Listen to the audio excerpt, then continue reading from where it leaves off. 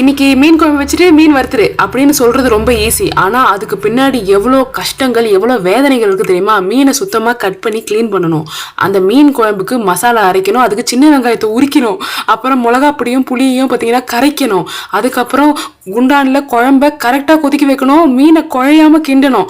இது எல்லாத்த விட பெரிய விஷயம் இருக்கு பார்த்தீங்களா? கியூ இருந்தது, அதனால மீனை கிளீன் பண்ணாமே வாங்கிட்டு வந்துட்டேன்னு நம்ம கிட்ட அப்படியே கொடுப்பாங்க. அதை வீட்டில் கிளீன் பண்ணணும். ஐயோ, கிளீன் பண்ண அப்புறம் அந்த இடத்த ஃபுல்லாக கழுவி தள்ளணும்.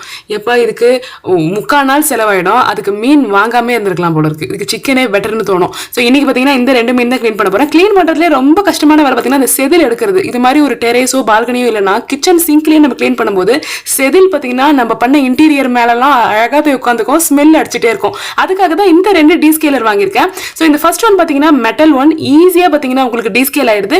பட் அதில் இருக்கிற செதில் பார்த்தீங்கன்னா கீழே விழுதுங்க.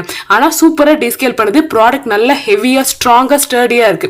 ஸோ சூப்பராக பார்த்தீங்கன்னா உங்களுக்கு வந்து நார்மலாக ஒரு சிசரில் டீஸ்கேல் பண்ண தெரியல, அருவாமனையில் உங்களுக்கு தெரியலன்னா இந்த ஒரு டீஸ்கேலரை நீங்கள் வாங்கிக்கலாம். கூடவே இன்னொரு டீஸ்கேலர் வாங்கியிருந்தேன். அது பார்த்தீங்கன்னா பிளாஸ்டிக்கில்.